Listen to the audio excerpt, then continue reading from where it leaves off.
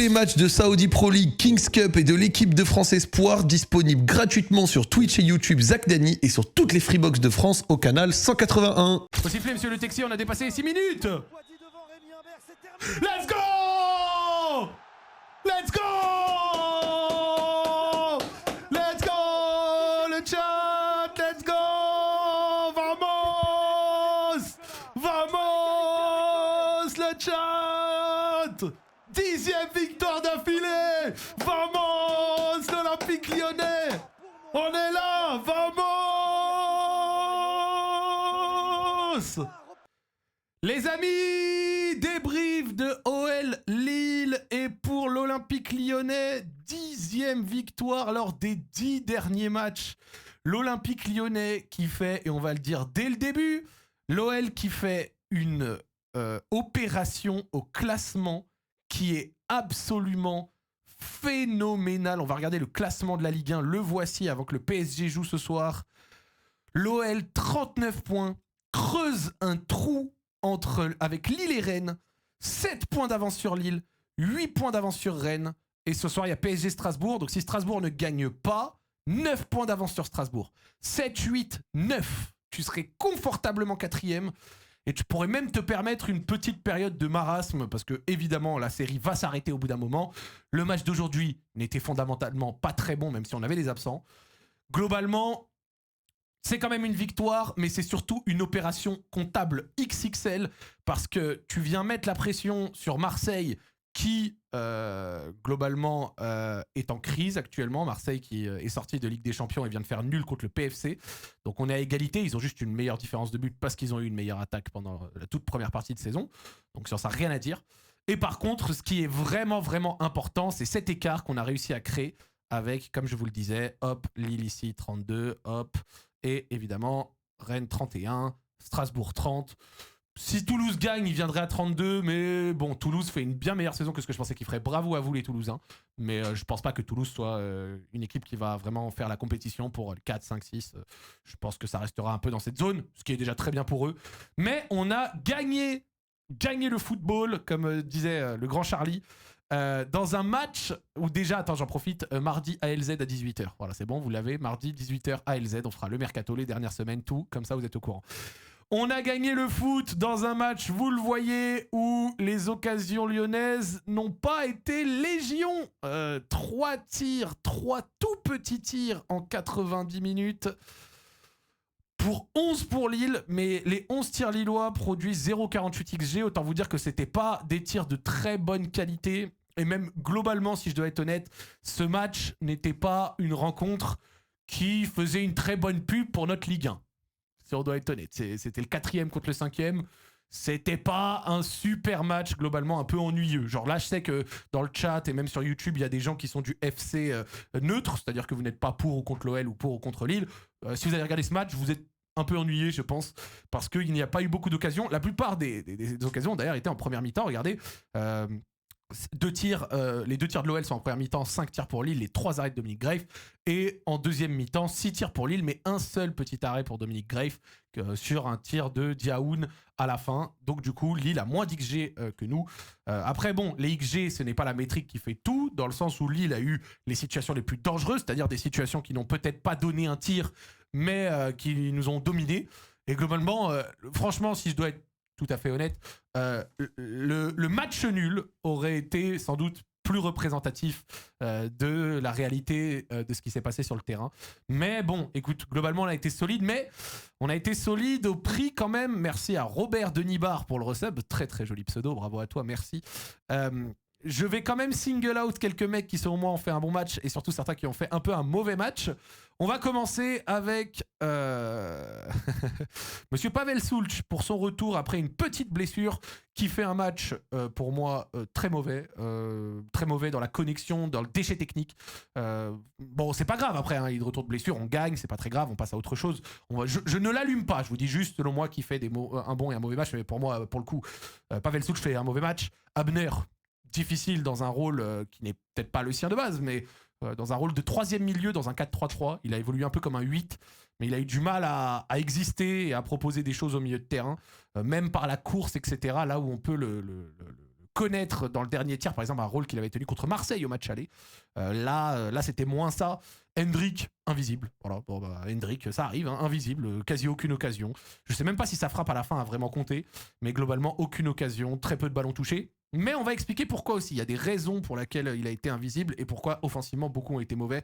29 petits ballons touchés, 14 pertes de balles. Alors autant vous dire, merci Tipzer pour le recette. 29 ballons touchés, 14 pertes de balles. C'est compliqué du côté de Hendrick.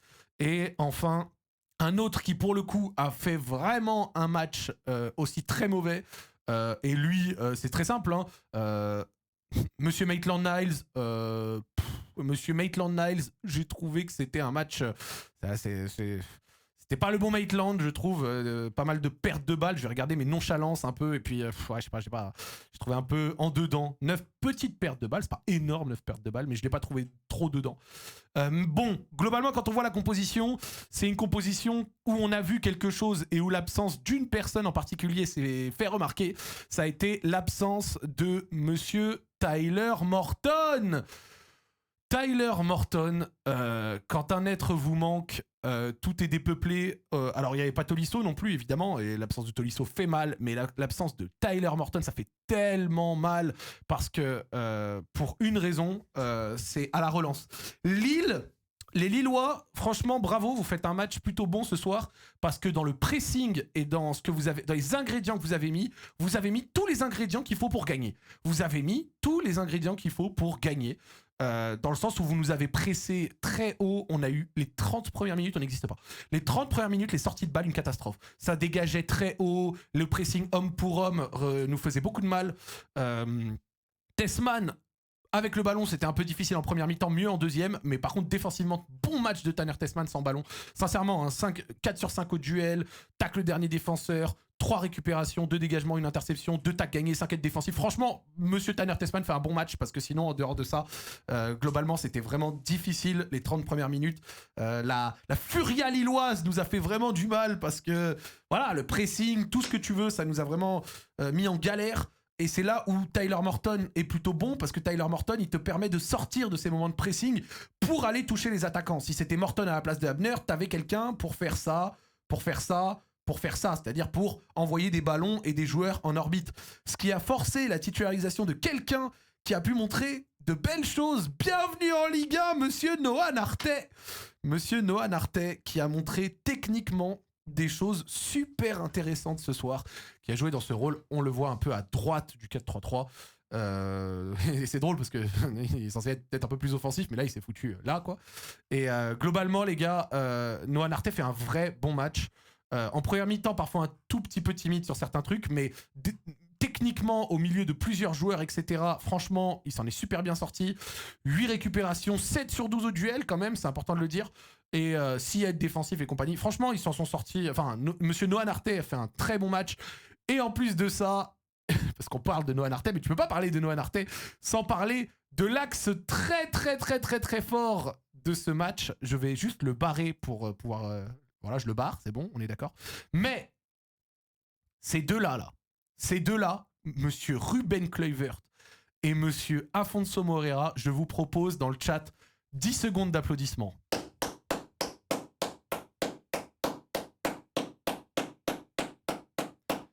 Ça fait 10 secondes, c'est bon? J'arrête de vous casser les oreilles. Bravo au côté gauche de l'Olympique Lyonnais qui a fait pour moi un match monumental. Ruben Kluivert, défensivement, a été excellent. Sincèrement, rien à dire. Il a le capital physique qui lui permet par moment de laisser passer le gars et de le rattraper quand même. C'est quelque chose que Charlie disait dans la conf, c'était trop drôle. Et il avait raison. 13 aides défensives, 10 dégagements, 1 interception, 2 tacles gagnés, 3 récup, 5 sur 5 au duel.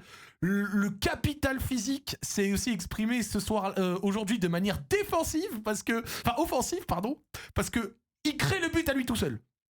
Il a créé le but à lui tout seul. Bravo, débordement côté gauche. Si vous écoutez ce débrief sans avoir vu le but, je vous invite à aller le voir parce que le débordement côté gauche, magnifique. Attendez, je vais voir, est-ce qu'il n'y a pas un Ligue 1 Plus qui l'a tweeté ou quoi? Hop.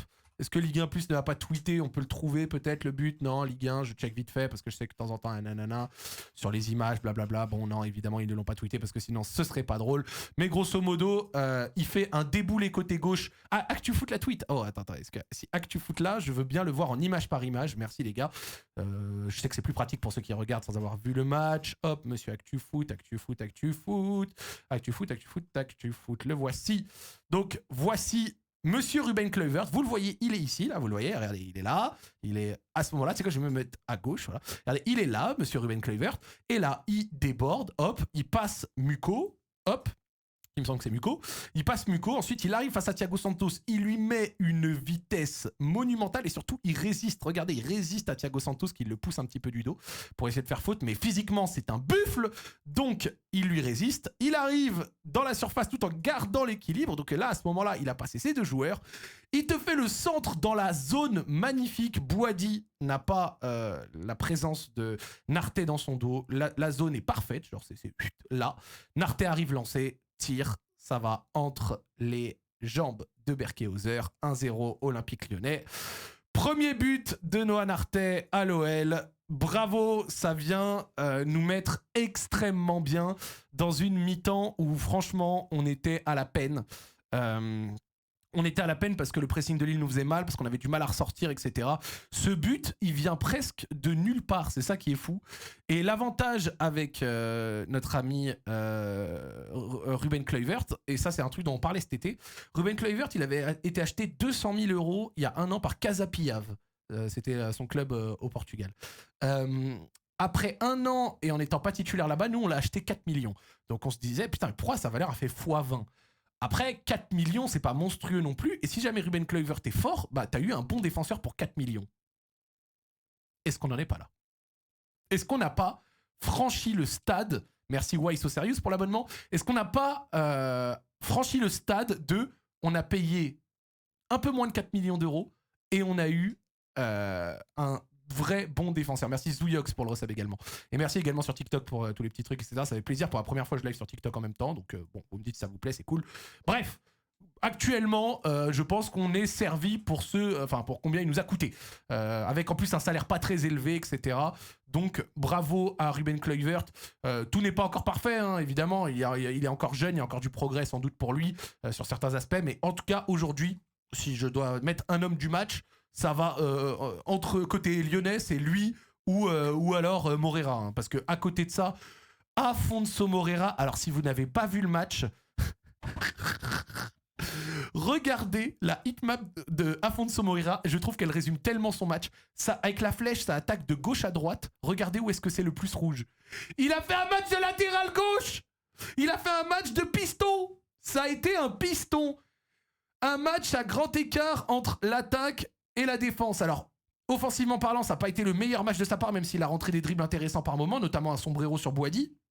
Mais défensivement, implication recto-verso de la part de Afonso Moreira. Je vais voir les stats défensives.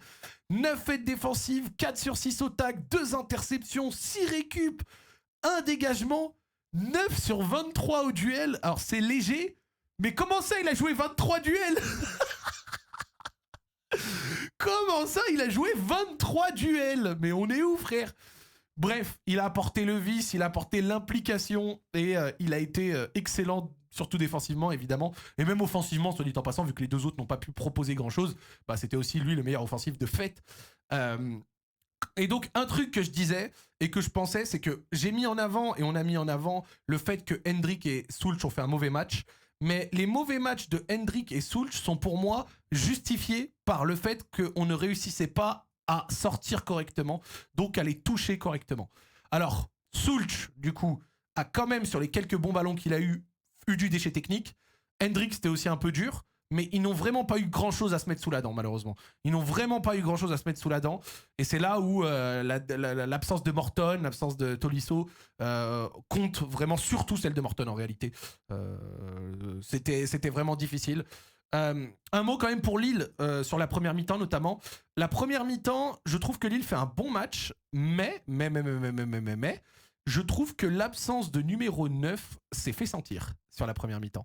Genre, l'absence de numéro 9 en première mi-temps s'est fait sentir parce que Lille réussissait facilement à franchir nos premières lignes. Par contre, une fois qu'ils arrivaient devant notre défense, etc., c'était plus dur. Ils avaient du mal à se procurer vraiment quelque chose. C'était compliqué pour Lille de réussir à concrétiser, donc du coup à se faire de grosses situations dangereuses, des grosses occasions. C'est pour ça qu'en première mi-temps, bah voilà, nous on s'est fait nos 0,51 XG en première mi-temps, 0,02 en deuxième, voilà. Mais globalement, les gars, en première mi-temps, il y a quand même 2 occasions à sortir du côté de Lille. La première occasion, c'est la frappe de Perrault sortie par Dominique Greif. Et enfin, la frappe de Mathias Fernandez-Pardo au bout d'un petit rush dans l'axe qui est brillamment sorti par Dominique Greif. Pour le coup, il fallait les sortir. Voilà, il fallait les sortir, il fallait sortir ces arrêts-là. Et il a réussi à les envoyer au bon moment, ce qui nous a quand même beaucoup aidé, on va pas se mentir. Donc bravo à Dominique Greif pour ces quelques arrêts. C'était nécessaire, il fallait les faire. Et du coup, tu rentres à la mi-temps à 1-0. Tu rentres à la mi-temps à 1-0. À ce moment-là, à mi-temps, moi j'espère, je me dis bon, j'espère qu'en deuxième, on va pouvoir peut-être un peu moins subir ce pressing et proposer un petit peu plus. Spoiler, ça ne s'est pas passé. Voilà, spoiler, ça ne s'est pas passé. On n'a pas eu spécialement plus d'occasions en deuxième, on n'a même rien eu. Mais l'avantage, c'est que Lille n'a pas eu grand-chose non plus en deuxième mi-temps. Donc Greif n'a eu qu'un seul petit arrêt à faire en deuxième mi-temps. Globalement, si je dois résumer cette deuxième mi-temps, elle est nulle. L'OL a transpiré du cul et s'est mis en carapace pour essayer de tenir le résultat. C'est pas les configurations que je préfère. Moi, je préfère quand tu réussis quand même à garder un peu le ballon pour, on va dire, pas créer du danger, mais contrôler, apporter un peu de maîtrise. Voilà. Mais globalement, on n'a pas non plus encaissé un volume d'occasion si énorme que ça. Voilà, on n'a pas encaissé un volume d'occasion si énorme que ça. Donc voilà. Donc voilà. Encore un petit mot, je l'ai quand même déjà dit, mais Tessman, vrai gros match. Mata, bon match également. Et Niakate, j'ai pas aimé sa première mi-temps à Moussa, mais sa deuxième mi-temps était meilleure. Sa deuxième mi-temps était meilleure. Un peu moins... Je sais pas, fébrile, l'autre il a l'air fatigué. Franchement, je dois être honnête, il est fatigué Moussa. Genre, franchement, j'espère vraiment que Moussa va être mis au frigo contre Laval. Et globalement, il y a plusieurs joueurs qui doivent être mis au frigo contre Laval. C'est un match important de Coupe de France qu'il ne faut pas perdre. Mais les gars, il y a des joueurs qui sont cramés physiquement. Maitland-Niles, il est cramé. Niakate, bah logique, il a fait une canne complète, il revient, il fait déjà des 90, il est cramé. Voilà, ces deux-là, ils sont cramés. Attention à Afonso également, qui va peut-être être assez fatigué. Donc voilà, moi il y a des joueurs face à Laval, je les fais tourner un peu. Ça reste un match de Coupe de France important à gagner, hein. Je veux pas sous-coter, mais ces trois-là, je veux pas les voir contre Laval. Et à voir selon le... Après, bon, Tolisso du coup reviendra de blessure sans doute. Il y aura le retour de Morton qui était malade aujourd'hui. Mais il y en a certains, faut vraiment les foutre au frigo parce qu'il faut pas les voir contre Laval. Donc tu fais la compo que tu veux, monsieur Paolo Fonseca, mais va falloir tourner un peu. Va falloir tourner un peu parce que on a un calendrier. Regardez, hop, putain, regardez l'attaque momentum. On va regarder le calendrier de l'OL, hop, calendrier de l'OL. Coco au frigo aussi, bah Coco techniquement avec aujourd'hui il a pas joué depuis 2 matchs. Merci Kizer pour le resub, bienvenue Dafaï, merci du soutien frérot. Quand on regarde le calendrier à venir de l'OL, tu affrontes Laval mercredi à 20h30, donc va falloir faire tourner un petit peu. Et puis après derrière, tu te déplaces à Nantes, d'accord. Puis tu reçois Nice la semaine d'après. Donc derrière, on revient regarder sur un rythme de 1 match par semaine où ça va faire du bien aux organismes. Donc très important de réussir à faire tourner un peu contre Laval pour, on l'espère, gérer le déplacement à Nantes, et avoir une semaine de travail et de repos complet pour jouer pour aller recevoir Nice, et c'est là où la qualification en premier d'Europa League nous fait du bien, parce qu'on saute les 16e et l'Europa League reviendra qu'à compter de mars. Et par contre, à compter de mars, là, on va revenir sur un très gros rythme, parce que mars, regardez, il y aura de l'Europa League, il y aura de la Ligue 1, donc les deux vont se mêler. Il y aura sans doute des tours de Coupe de France aussi qui vont venir se mêler au milieu de tout ça. Mais extrêmement important de réussir à bien faire tourner ça. Il y a eu l'entrée de Rémi Imbert à la fin. Il va chercher une faute intéressante, Rémi Imbert. Il a aussi été au marquage sur un corner sur Olivier Giroud. Je me suis chié dessus. Et Moussa, comme au match aller, a bien géré Giroud sur son entrée. Donc bravo à Moussa. Les changements sont un peu tardifs quand même. Hein. Soulch, Humbert pour Soulch, et à la fin Atebour, Karabek. Voilà. Khalis Mera n'est pas rentré. On aurait pu penser que Mera aurait pu rentrer. Je pense même qu'il aurait pu faire du bien sur certaines séquences. AGR non plus, Hamdani non plus. Mais ok. Faut gagner contre Laval. C'est très très important. Et 3e victoire contre Lille.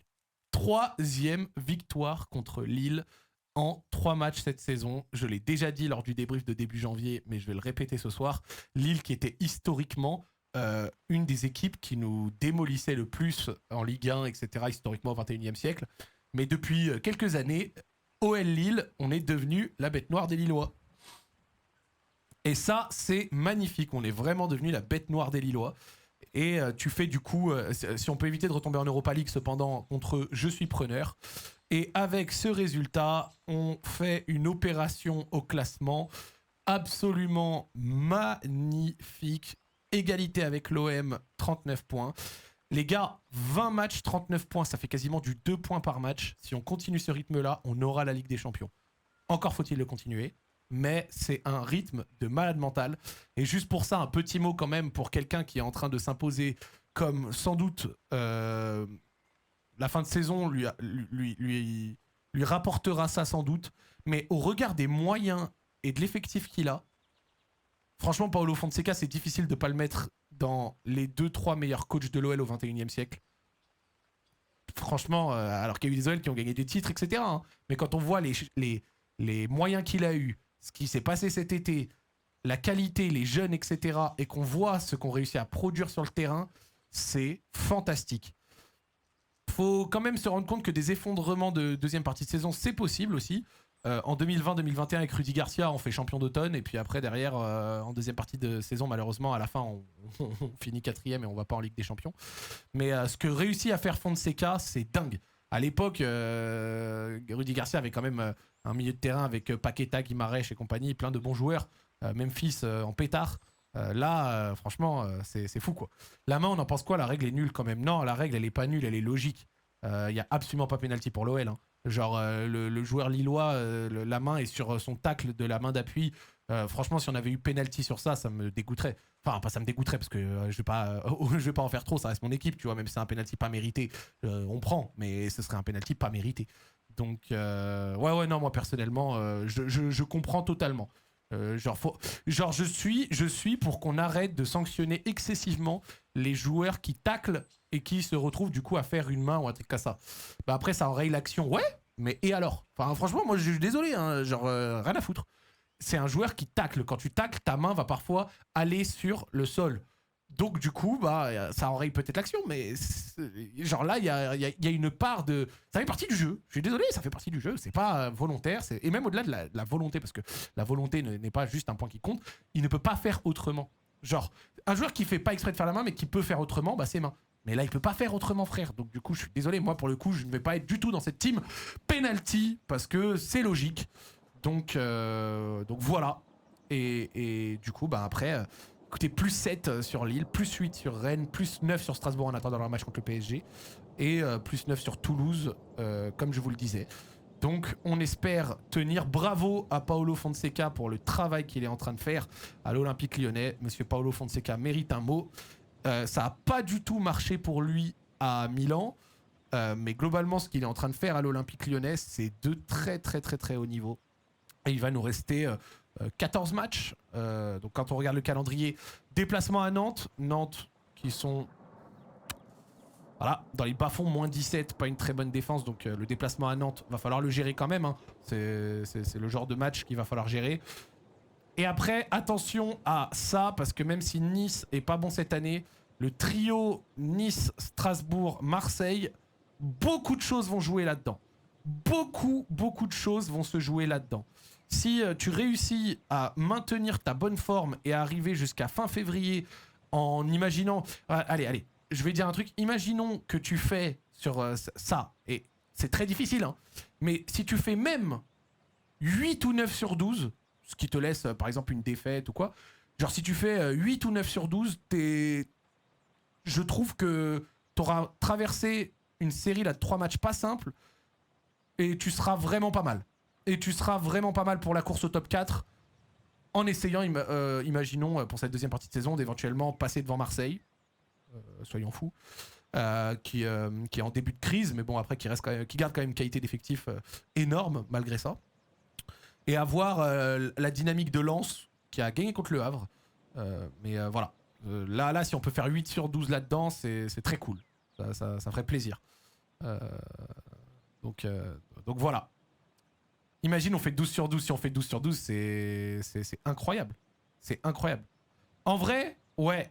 En vrai, de préférence, faut vraiment... Si on peut taper Nantes, tu fais tes 3 points. Si on peut taper Nice, t'es à 6 sur 6. Et après, tu peux te permettre de perdre un point ou un truc comme ça. Parce que c'est vrai que j'ai dit faire 8 sur 12 ou 9 sur 12. Mais 8 ou 9 sur 12 avec déplacement à la Méno, déplacement au Vélodrome, c'est quand même très difficile. Mais je pense qu'on a la qualité pour éventuellement espérer ce genre de points dessus. En attendant l'arrivée de Yaremchuk, dont on va parler dans quelques instants. Et après, derrière, même si l'Europa League va venir s'ajouter au milieu de tout ça, on va avoir en Ligue 1, en tout cas, un calendrier de mars jusqu'à mi-avril qui va se faciliter, entre guillemets, un peu.